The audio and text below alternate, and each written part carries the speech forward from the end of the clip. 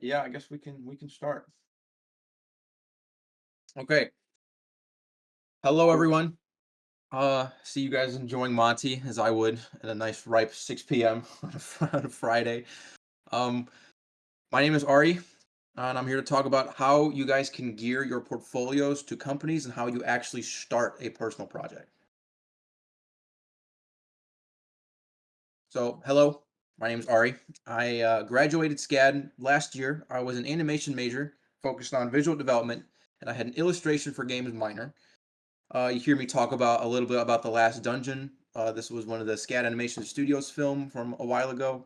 I was an intern at Volition, rest in peace before they shut down. And now I'm a freelance concept artist working at HST Studios, which just recently released their game SCP Fragmented Minds on Steam. So you guys go check that out. And then I'm also currently working with Studio Eclypse on some NDA projects. But I will be talking about how you guys can set yourself up successfully with a really good portfolio, how do you gear towards companies, and how to actually make something. So I'm gonna ramble a bit. So just be worried.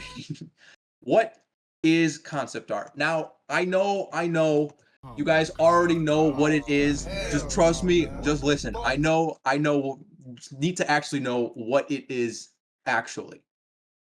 So, to begin, concept art, as concept artists, you guys are making blueprints for the production team. It's not just pretty visuals, you are making something and you are creating arts that will actually be made into the production. And you are responsible for engineering the visuals and how things actually look from a script, from a story to the actual visuals. And the most important part about what concept art actually is, in terms of the substance, is that you are narrative storytelling through visual cues. How can you tell the story that was given to you without actually telling it, but how do you show it? So, what your portfolio should not be. Now, this one I'm specifically tweaking out because if your portfolio only has rendered keyframes, I'm sorry, you are not going to get a job because that is not what concept art is. Now, it is a part of it. It is about like maybe 1% of the work that you actually do. But rendered keyframes is not what concept art is. And if you actually think that, congratulations, you've been brainwashed by ArtStation and you've been brainwashed by the senior concept artists who only post rendered keyframes on ArtStation and say, look, it's concept. If your portfolio has kit bashed designs with no story, and I have designs in quotes is because you just took a bunch of Legos and mashed them together and said, look, I made a concept. It's like, for one, no, you really didn't because you didn't actually model or make any of it. You just put a bunch of stuff together. And two, you put it together without an actual purpose. You just slapped a bunch of shit and said, here's the design. If your portfolio is an amalgamation of Gumroad and Udemy tutorials, and this one's incredibly important too, because if your portfolio just has stuff that you learned from Gumroad or Udemy or any of those websites, it really just shows that you have the skills technically, but it just shows that you know how to use a program. It doesn't actually show the actual thinking process behind concept and non-concept work. This is pretty crucial in what your portfolio should be. You can have things that are like, look, I modeled something in 3D and here are the UVs. But if you have too much non-concept work, you will be actively confusing the recruiters and art directors as to what you are being hired for. So you have to make sure that whatever you put in your portfolio and whatever you have as a title, you are saying, I am a concept artist. Here's some extra things I can do, but this is who I am. What your portfolio should be, and this is the majority of what concept art is callouts and function drawings. Again, this is going back to the blueprints thing that I've mentioned. You are giving art to the production team to make. You are talking about, and you're showing in your drawings how things work and how things function. The blessed turnarounds. God, do I hate turnarounds so much, but they are so incredibly important in your portfolio because if you the concept artists that are in this current presentation, if you guys have 3D artists friends, ask them what makes good concept art. And it's not just the design, but what are the technical things that you can give them and say, I know how to make this without any further work, because if your concepts are confusing and 3D artists are trying to figure out the problems, that's more time that they spend, which means it's more money. So you want to be as precise as possible. Now, of course, the most important part is that your designs are narrative driven. Story is king. You have to have a design that follows the narrative. And if it's lacking any story at all, like it'll just look like shit. And finally, concept art that serves the production team. This is pretty much referring to the last 2 points, is that you have to have work that when you send to your art team, your 3D art team, your production team, they have no questions. They're like, I know what to do, and it looks good. So if your portfolio doesn't have all that, have no fear. This is what we're here to solve. So how do you develop a portfolio like this? Two main things. It's company targeted, and it's project-based work that shows that you understand the pipeline. And to reiterate, you want to be an applicant that takes as little time to be trained as possible, because as little time they train you, that's more money you are saving them, which makes you an incredible, valuable asset. So here are the steps on how you start to go from there. First, you find a company you like. This can be whatever game company, animation studio, VFX studio. Find the companies you like. You study their art style and you understand what their concept artists deliver. And how do you find that? Is you go on their portfolio, you look at ArtStation posts, you look at LinkedIn posts, you look at the artist's websites if they don't have ArtStation. Better yet, a really good use of reference is art books. Buy the art books for the game or for the film and look at the actual art that they produce and try to simulate that. Or better yet, go on LinkedIn and just straight up ask. Be like, hi, my name is this. I'm graduating or I'm a current student at SCAD. I'm really absolutely love your work. What are some of the insights and what are some of the secrets that you guys do, or what do you deliver to the 3D art team? And always make sure to thank them for their time, because if you just blow them off, you look kind of like an asshole, and you don't want to do that. So once you found your company, begin writing what your project will be about and what you want to accomplish in the time frame you give yourself. So now you got your company, you know the art style, so now it's time to prove it. So let's start planning your next amazing portfolio. So the 5 W's. I think I missed a slide. Give me 1 second, chat. No, I guess not.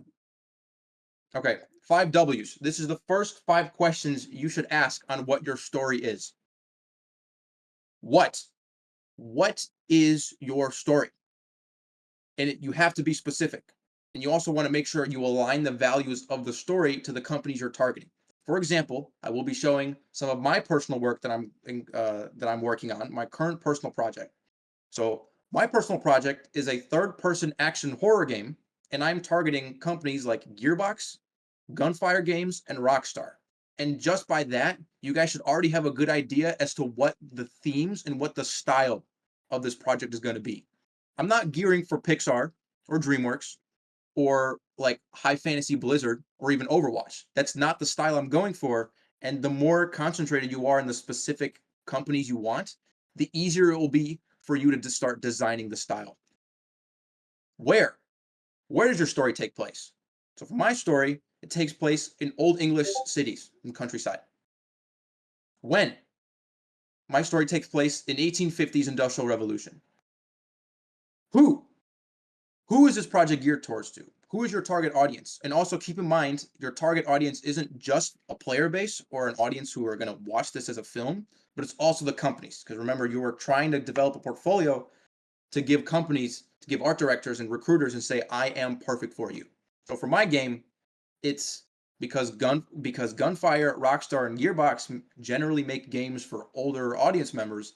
I won't be making things that look like it's for Cocomelon. So my game's audience rating will be M, 17 plus. So no babies. No babies. Why? Now, this is the most important question you should ask when you're making your story. Why are you telling this story? And what is the entertainment value? I cannot stress enough that the reason you are making these games, this is why. So, for my example, I am exploring themes of human nature, religion, and greed, and I can go over a bit that about what my project is about. But also because a lot of the people that play these games, a lot of them like horror. Gunfire Games, that the studios I'm going for, they're the ones that made Remnant and Remnant 2. And so just by that, you can say, okay, I have an idea as to what the game is going to look like. I know where it is. I know when it is. I know what it's going to look like. And now I know why someone would play this. Someone that likes horror, third person games. This is perfect for them. So, time frame. I'm not going to sugarcoat it. These projects are hard. You are taking the time and thinking about worlds, and you're thinking about how they look, and you're developing them. So generally, a full portfolio with a project like this, with multiple chapters of multiple environments and characters, will take probably around 5 to 6 months, maybe more. But that really depends on three key things: the complexity, of course, how in depth are you going, your skills, how much, just how good you are, but that also comes with experience, and of course, time dedication. Whether you're in school right now and you want to start working on a project, so how do you balance classes with that? Or you're like me, I'm working freelance. I have projects and clients that have deadlines that I'm submitting, but I also want to develop my portfolio to get a full-time job. Or you're juggling a part-time job and you have other responsibilities, but you still want to work on this. The thing that I want to emphasize is that you take your time. You want to make sure that your designs, your best designs, come forward. Think about it this way: you guys are bakers. Concept artist is like you're a baker, and your store is your portfolio. So the best pieces should be like cakes that you have on display, so that when someone walks by, they're like, "Oh, that should look kind of good." So they walk in and then they buy your stuff and they hire you. So here are some ideas on what to do. These two, these two specific ones will probably be the most important things that actually drive the visuals of your design. When form follows function, or when function follows form. And what this means, specifically the one on the left, is when the function and the general thing, the purpose of whatever you're making, determines how something looks. You take a look at some of these radio towers, or this fire watch tower, or a water tower. These are not good looking buildings. They look industrial and gross, but their purpose is more important than the way it looks. I always love thinking about these two, specifically with Windows and Apple, because Windows, look at this. This is a pretty clunky, this design is not sexy at all. Like there's a bunch of holes for you to put whatever you want in these, put something in those holes. Wait, you have a keyboard with wires just hanging around. All the buttons are cluttered together. The screen looks like this big ass clunky rectangle. Like it doesn't look good. But the purpose of Windows, especially with PCs, is the function. You want a good computer. But you look over on the other side where it's reversed and you care more about the aesthetics than the actual function. For example, this skyscraper here. It's a skyscraper, but clearly it's bendy and it's twisty. And the whole point of it is that it should look pretty. Or look at one of these like manors. The whole point of having a big ass mansion like that is to flex that you have money. Why else would you have this huge ass house? Can you imagine cleaning every single one of those rooms? That'd take forever. Unless you have maids to do it for you. But either way. And the reason I like comparing it with Apple is because Apple's designs are very sleek. They're very sexy. See, there's like barely anything. It's super sleek. The buttons are compact enough. The designs are very thin. But you can all agree MacBooks suck. You cannot launch Unreal Engine on a MacBook. You can't launch AAA games on this. The best thing it can use is like Word or Excel. That's it. But comparing these two is really how you can start thinking about your worlds. Do you care your world, that you're the story that you're telling? Do the people and the culture care more about the intended function or the form in which it looks like? Natural causes. I love this one. What are some natural things that affect your world? How does a city that lives in the Arctic, how does that visually look different than a city that lives in the dunes or in the mountain range? How does that city or how does the culture of the world that you're creating, how does it affect like during natural disasters? How do they cover themselves during a hurricane, a volcanic eruption, or even a tornado? How can you show that they care and they see all of these environmental hazards, and how can they affect that in the design? Man-made causes. This is another one. It says, honestly, I think out of all the ones I'm talking about, this one is my favorite because man-made causes can really show a story. Think about specifically like in China, where overpopulation is a huge issue. So look at the design. They put a train through a building. Like how cool is that? You can it's a design gold mine. Pollution. You take a look at Blade Runner. This is more of a media reference rather than real world. But Blade Runner had such a huge problem with pollution that they had solar farms where they couldn't grow their crops and vegetables through natural sunlight. So they had to use energy from the sun indirectly to grow their fruits and vegetables. Swapping timelines. This one's really fun too. You take something from modern and you apply it to ancient times. For example, let's say you have a huge mine, like you have this giant cave where they actually start mining using like more industrial equipment.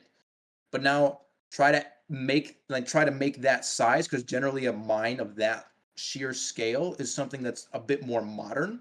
But try adding that into like feudal Japan and see what that looks like and start thinking about your world. Real world designs and real world pieces. I'm going to go on a bit of a tangent here because as you guys are graduating school, you guys are junior concept artists. As Feng Zhu, which I will talk about later, he says that you guys should avoid making sci-fi projects.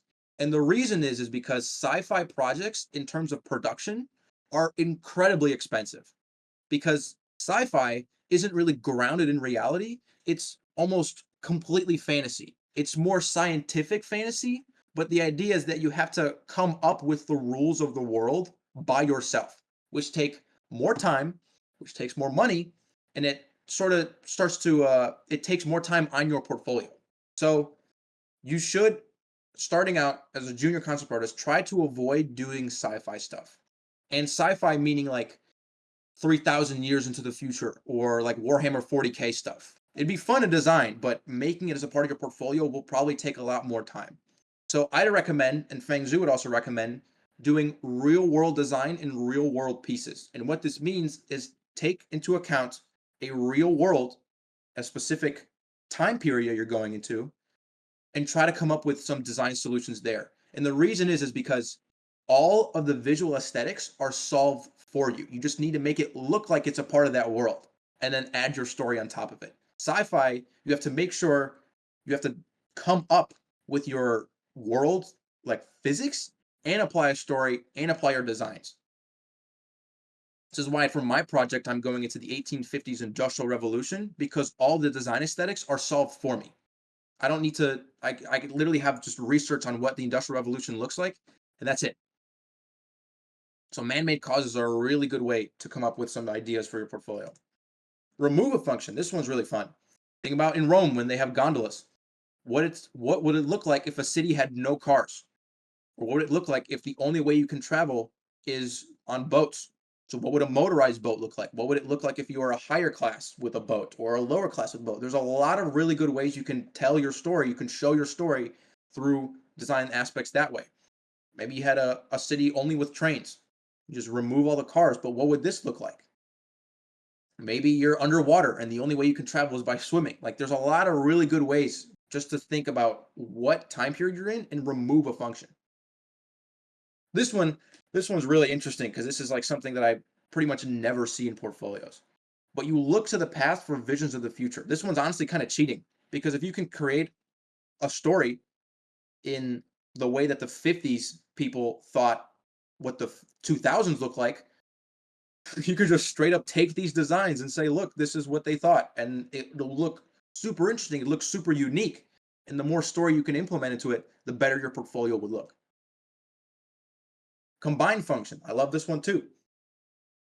Take two things that don't belong together and smash them together. For example, we're going to ancient Egypt and try to make it, instead of the dunes, it's the Arctic.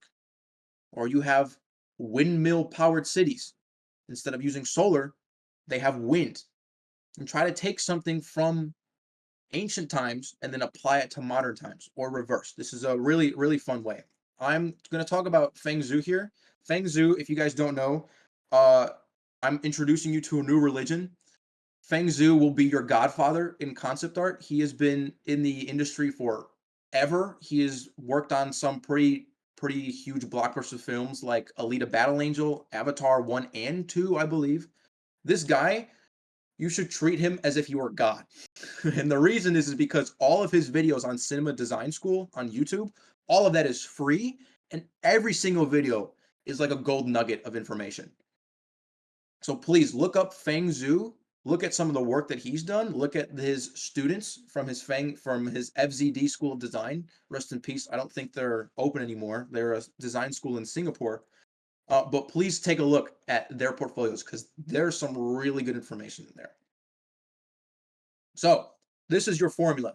You take a real world culture, a time period, the function, and this is your design solution. So, and let's look at this as an example. You have a real world culture. Let's say for my project, it's England. The time period is 1850s Industrial Revolution, and the function is that there's a disease that has been plaguing their city for decades. Boom. Now I have to solve how the Industrial Revolution battled not just the industry booming technology, but how are they affected with the disease? Let's go to Rome. Real world culture is Rome. Time period. You're in like ancient Rome. And the function is they're in the Arctic instead of Italy. Boom. How will their designs be influenced by the environment? Let's do another one. Real world culture. Let's say it's Japan. The time period is like, I don't know, 2030s, 2040s. It's a bit in the future, but it's not sci-fi. You can stretch a bit that way, but just make sure it's not like super high sci-fi. So let's say they're in the 2040s, 2050s, and their function is that they have like even more deadly earthquakes. So how would their infrastructure and how would all of that be added to their designs? Now this, by the way, doesn't just cover environments. I'm more biased towards environment concept art, but this also applies to characters because the characters, just like environments, they have their own story. So you can apply the same thing with this to characters. So another thing that I'm going to stress incredibly, research. Please, for the love of God, do your research. I cannot stress enough that when you start a project, your first steps shouldn't be just to start drawing. Take a pen and pencil, paper and pencil, and just start drawing. Do your research. And this doesn't just include the stories. This is talking about the company art styles, employees from that company, who works at that company, so you can develop a really good connection. And then when you start your project, you must think as if you are a part of that world. Become an expert at the Industrial Revolution. Become an expert in feudal Japan. You need to know as much as possible so that your designs will look accurate and as if that world were actually real. And this will push your stories to a whole nother level and really make your portfolio stand out because you'll say, I know the story I wrote. So for my example, this is some of my current personal project work. My Industrial Revolution had taken a plague, and the Industrial Revolution in England had a waterborne plague that's been affecting them for decades. So how can I tell that story through the visual environmental cues? For example, this is a waterborne disease that has affected the entire city. So how can I implement that protection from the water, from the rain, into the architecture? The rich have time and money to really implement that. So I can go pretty specific with the designs that I'm making here. For example, I have a lot of these really interesting pipes that go around. I have a gutter system, kind of like what we have on our houses now. But the gutter systems then include these specific channels that actually filter polluted water into filtration systems. By the way, again, this is a call out. This is what a call out should be. You have a fake chimney that collects water and it starts to it has a filtration system in the house. You have clean water storage. You have to really think about what the story is and how this can be affected. Again, this is another call out. The water, forgive me, by the way, this is all pretty raw. I would really encourage you guys to, when you finish your project, when you have all your call outs and all your designs, to make the presentations look really good. And I'll be showing examples. I'll be giving you guys examples on who to look at for inspiration on this. So see, you have water that fills through here, and then it enters this section and it filters the water and it adds in this storage here.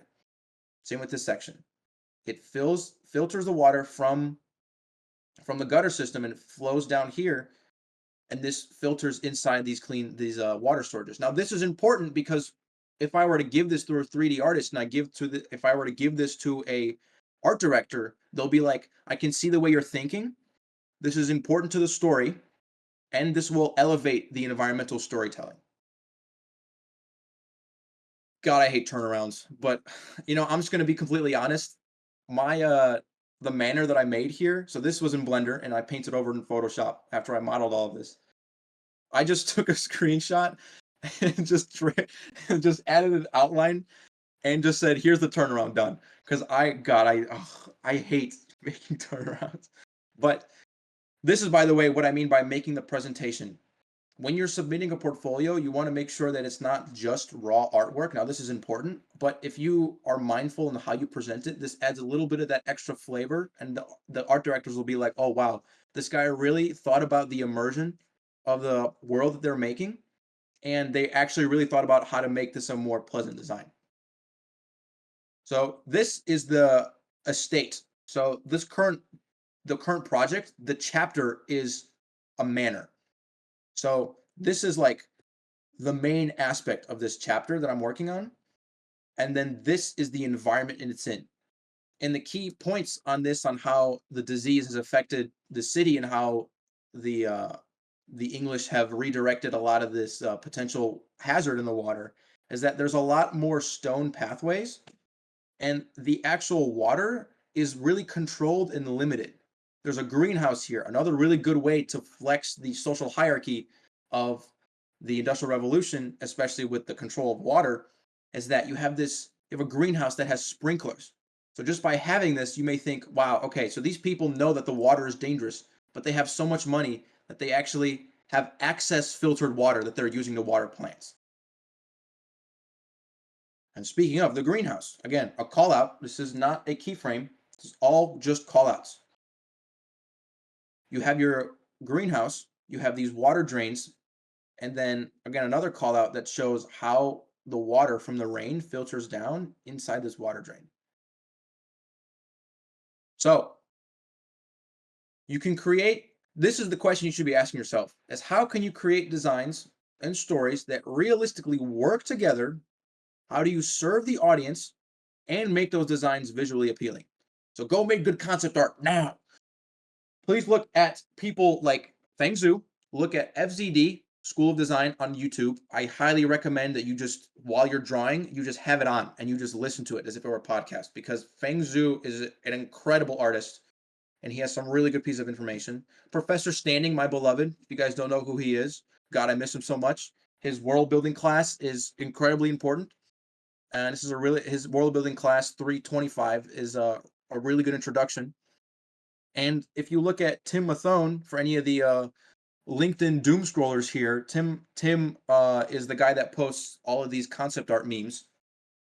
And he's like, why concept artists aren't getting hired? He has a really good mentorship that really, he works with you on how to develop a portfolio like this. But he has a free course that pretty much advertises his mentorship, but also tells you how to do it. And he has an entire list of which stage of artist you are, from beginner to ready for pro. So please look at the following artists for what successful portfolio would look like and what quality you should be striving for. A lot of these are all my friends. Dorian is a guy that I'm working with currently. Janessa just recently got laid off, unfortunately, from a company. My buddy Ector was a concept artist from SCAD. He worked on Submersed, if you guys know what that is, and The Last Dungeon with me. My buddy Dow just recently got hired by Santa Monica Studio, so he's working on God of War.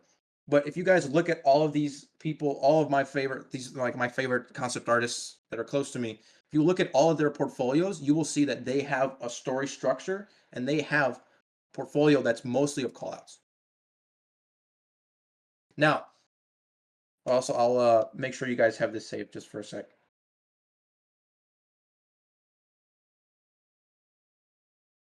Now, the last thing I want to talk about. So I'm currently working on a game, and for anyone that is interested in an opportunity on working with me and my buddy Dorian, please scan here. It is an expression of interest form. You will be put in if you have the time. Of course, we are looking for concept artists, and we're looking for any other artists. Please scan the QR code and we will get back to you. I do want to stress this is currently a non-paid opportunity. I know that's sometimes can be a red flag, but just be warned, you won't be paid yet. We are working on it.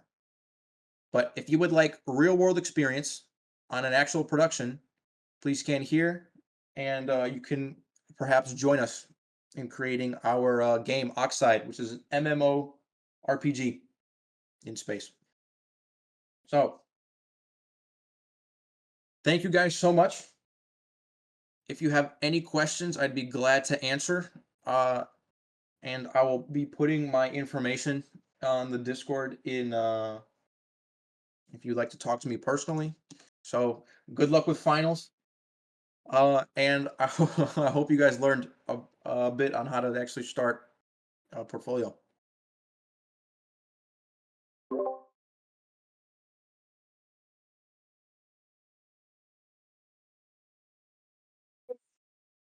Thank you.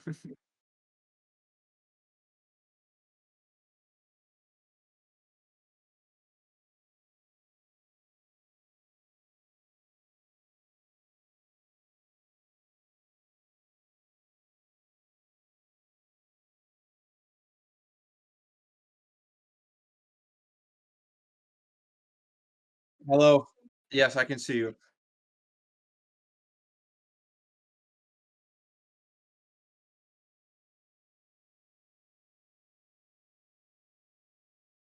Hmm.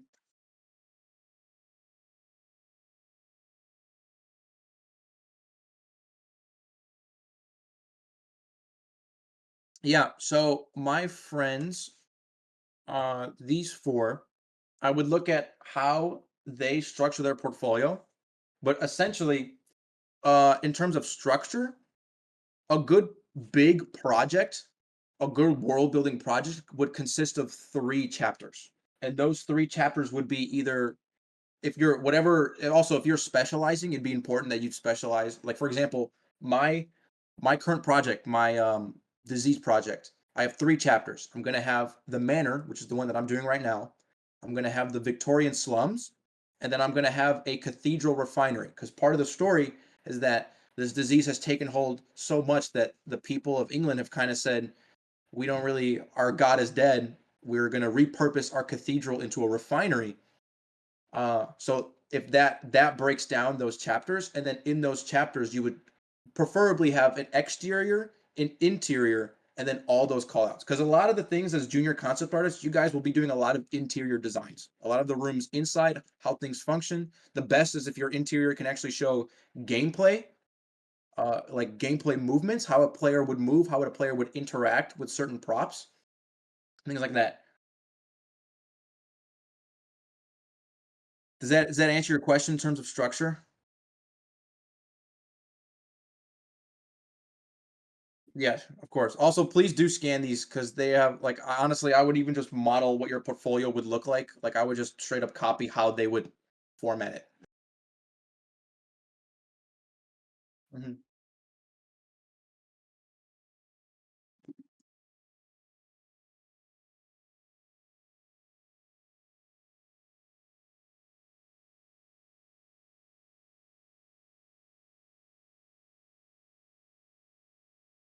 Yeah.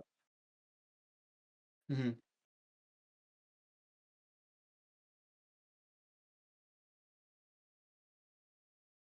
Mhm.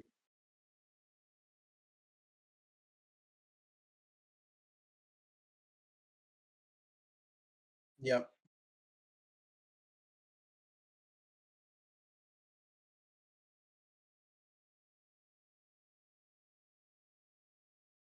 Yeah, so, um, the reason that I have it saying the reason I'm more telling you guys to do it based on realities because as a concept artist, that is a lot easier for you to develop worlds that are based off of reality. And things that are sci-fi fantasy are just harder because you are also actively developing the rules of that world. I'm not saying you shouldn't. I'm saying it's it's really difficult in the beginning, especially without the experience of like a senior concept artist or mid-level concept artists because they basically they know what they're doing, they know what the job entails. But starting out, it's pretty difficult. So getting a grasp on how concept art is and like how you can create designs based off of that, then once you have like a good feel of like, okay, I need to think about the world, I need to think about how a player would interact, I would have to know about how the story would affect the design, then you can start thinking, okay, I have a grasp on all of those, then I can really start like thinking about the physics of the world. If you're in stylized, that's perfect. That's great. It's just when you make up your portfolio and you put all that work together and you make your personal work, just be wary of the companies you're applying to and making sure that those companies sort of match that style. Because that's the one thing that I will mention too. Video game companies are incredibly style heavy, meaning if your portfolio is all like M and mature, it's bloody, gory, it's more mature audiences, you're not going to be applying to a kids game. That's just not what you're going to do. But it's a bit different with film and action and VFX stuff. If your portfolio shows story, they don't really care as much about your style. But for games, you have to match their style, or else it will reduce your chances of getting hired by them. Mhm.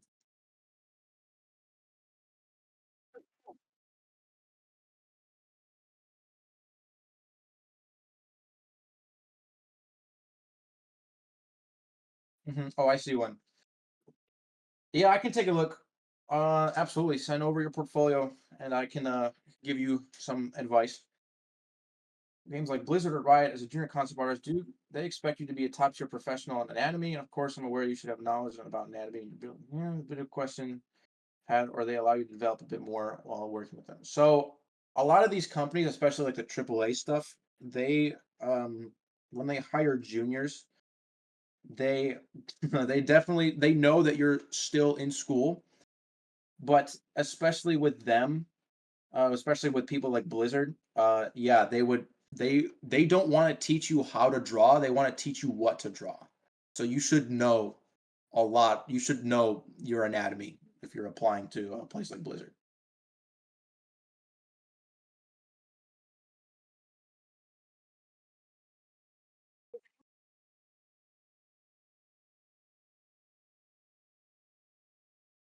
Yes,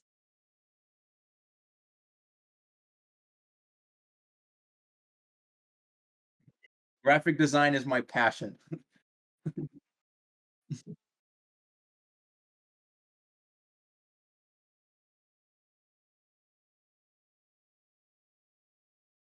Yeah, Adobe has really good fonts.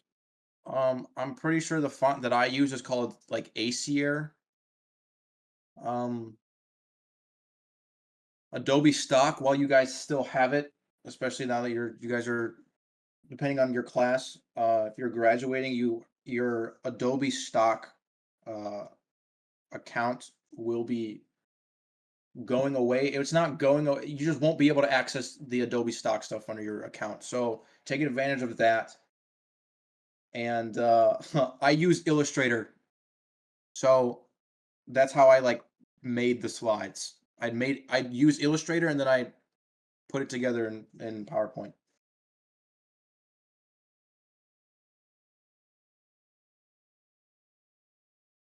Yeah.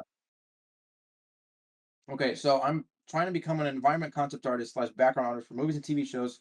Would I also have to include character designs in my portfolio, or should I only stick to environments?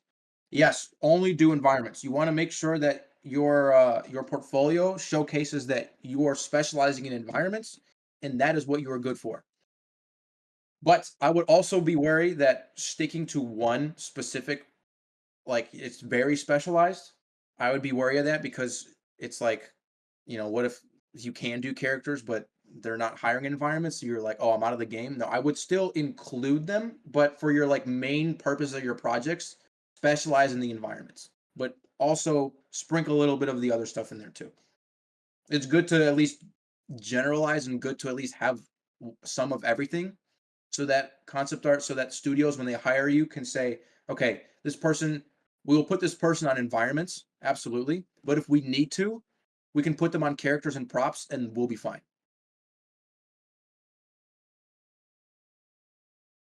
Oh, well. Hmm.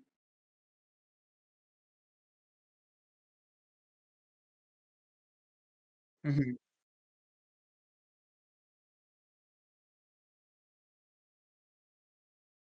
Yeah, I would have a bit of everything. But I would have everything, but tailor it so it's like 70-30. So 70% are your environments, your call outs of your environments, and then 30% is like here's a character and here's a creature, or vice versa. You have like 80% characters, your character paintings, your rendered paintings, plus the call outs, any of how their movements, any of the props on them, and then 30% would be like here's their interior room, and that's it. Hmm.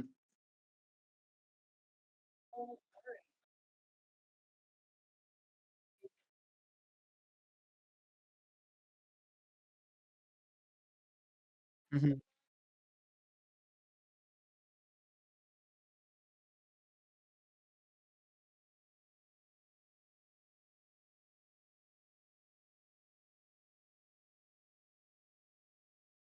Hmm.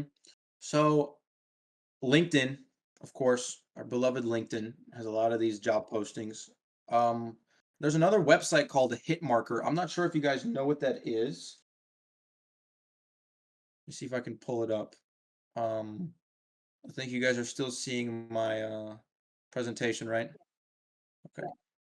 So Hitmarker looks like this.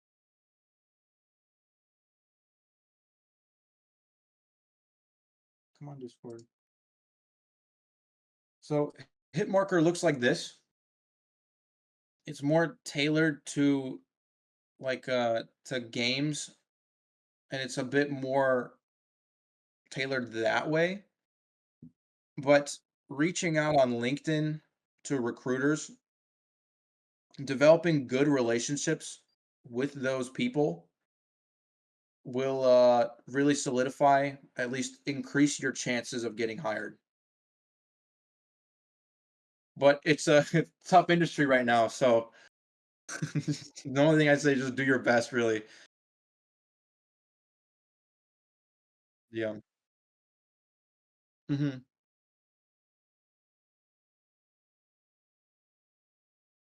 Okay, I see.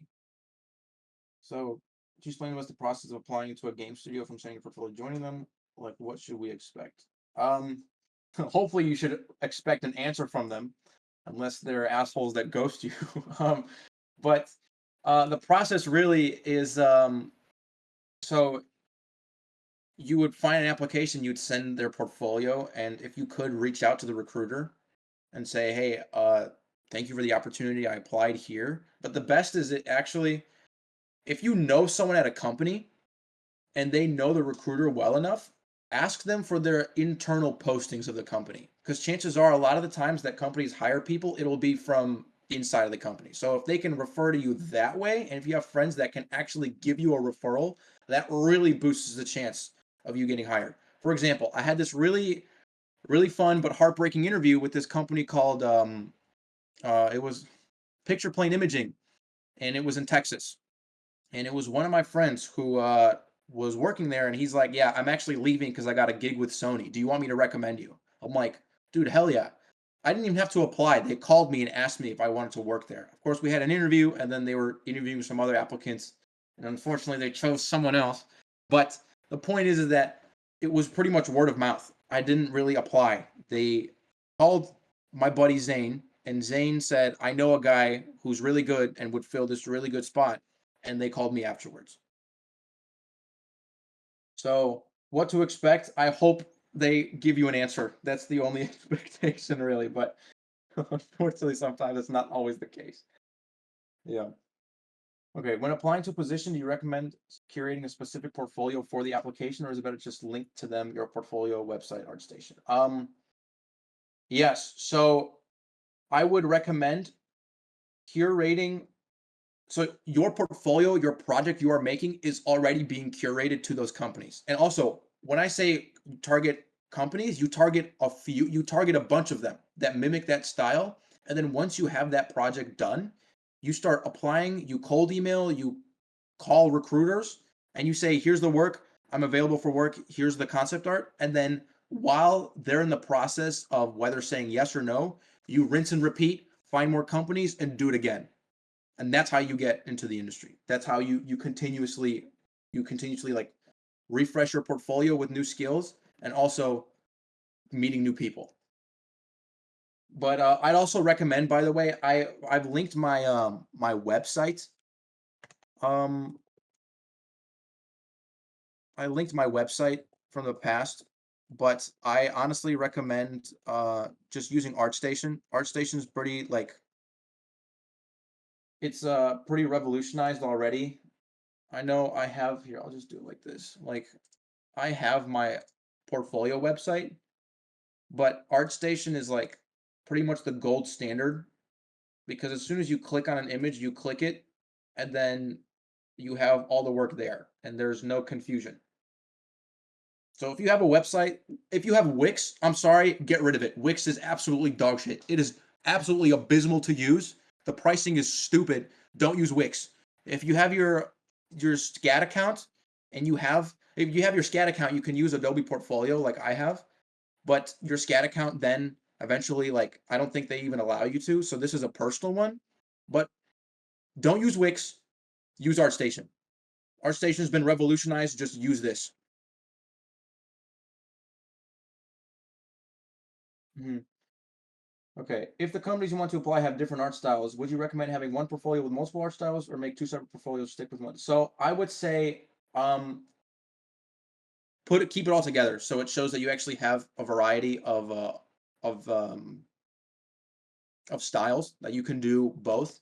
Like my Talon Mar project, which shameless plug, please check it out. This is how I started to learn how to make a project. Um this is a pretty like realistic project, but then my senior film that I worked on last year was pretty stylized. As you can see, there's a pretty big difference. This is why I hate turnarounds, by the way, because I had to do this, and this was horrible because I had to restart. But anyways, um, this was pretty stylized. So having it all together, saying I can do both, can show art directors that you have range and you are an invaluable asset. Mhm. We work for multiple projects, would you suggest we split up the page into sections for each project so things are grouped together or have more context, or only show one main project? Okay, so this one's pretty much up to you. I am starting to think that here, let's look at my buddy Dorian, for example. Um,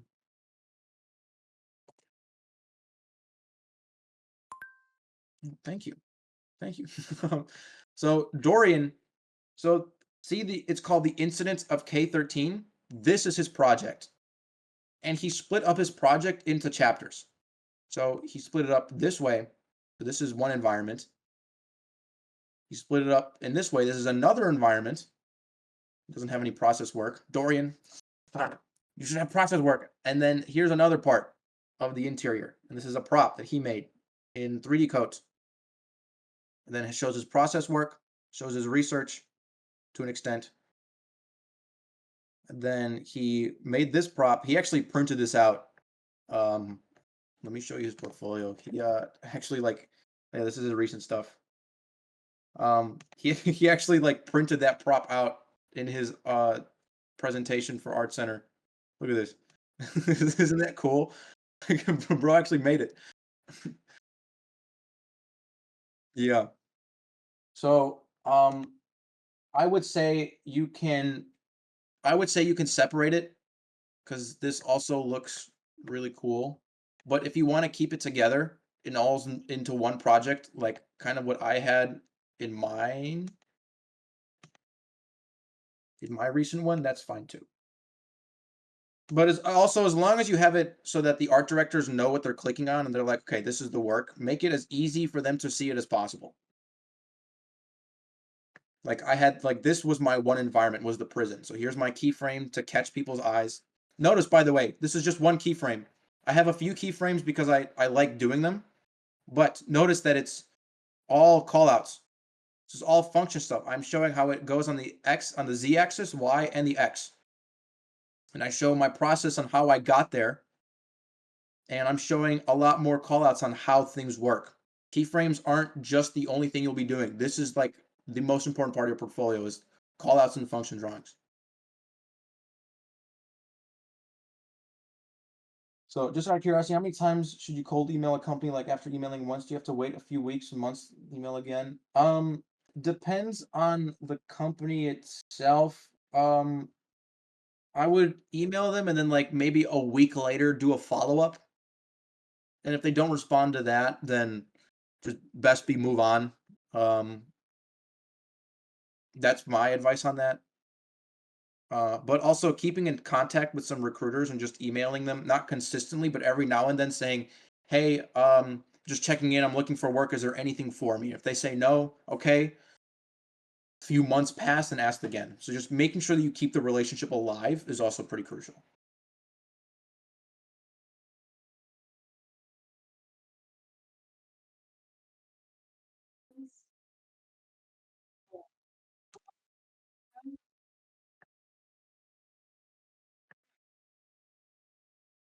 Yeah, if I was fast, you just DM me and ask me some more stuff.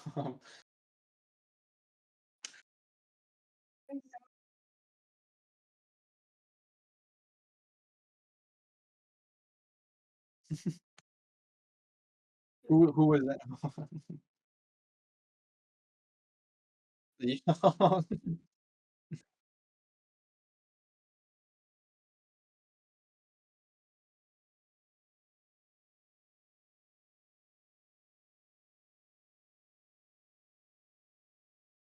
course.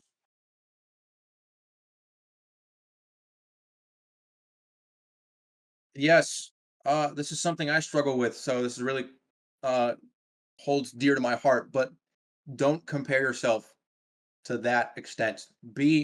I literally have a reminder written as I do my work. It's on a post-it note. Be the best you can be. Stay in your lane. Don't compare your day one to someone else's day 100. I know it's like, oh, Instagram, whatever the guy who jumps in the whatever the fuck his name was, one who dumps his face into ice water, and he's like, "What's your excuse?" It's like, okay, yeah, you have billions of dollars, man. I don't, but don't compare to the extent of saying I'm a worse artist. Look at people as an inspiration and say, what are they doing that I can improve and I can add, and be the best you can be. That's my words. Those are my final words of wisdom.